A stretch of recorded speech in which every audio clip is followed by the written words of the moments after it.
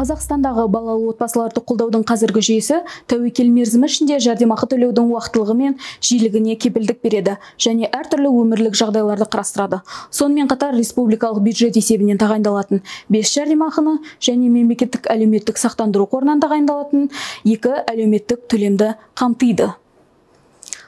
Бала туылған кезде республикалық бюджет қаражаты есебінен бала туына байланысты 1 жылғы мемлекеттік жәрдемақы төленеді. Мөлшері баланың туу реттілігіне байланысты сараланған 38 айлық есептік көрсеткіштен 63 айлық есептік көрсеткішке дейін. Сонымен қатар, жұмыс істемейтін ата-аналар үшін бала 1,5 жасқа толғанға дейін оның күтіміне байланысты ай сайынғы мемлекеттік жәрдемақы қарастырылған.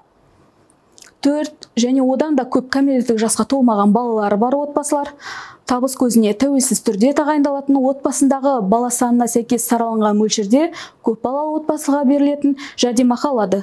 Мөлшері орта есеппен әр балаға 4 айлық есептік көрсеткішті құрайды. Мүгедектігі бар баланы тәрбиелеп отырған отбасыларға қолдау көрсету мақсатында Қазақстан Республикасының әлеуметтік кодексіне сәйкес мүгедектігі бар бала тәрбиелеушіге берілетін жәрдемақы тағайындалып төленеді.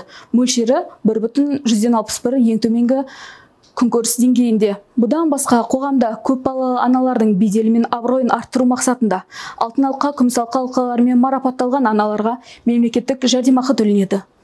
Мемлекеттік әлеуметтік сақтандыру қорынан төленетін әлеуметтік төлемдерге мыналар кіреді. Бірінші, мөлшері әйелдің соңғы 12 айдағы орташа айлық табысына байланысты болатын жүктілікке және босануға, жаңа туған баланы асырап алуға байланысты кірісінен айырылу жағдайы бойынша әлеуметтік төлем. Екіншіден, жұмыс істейтін әйелдер үшін соңғы 2 жылдағы орташа айлық табысының 40% мөлшеріндегі бала 1,5 жасқа толғанға дейін оның күтіміне байланысты кірісінен айырылу жағдайы бойынша әлеуметтік төлем.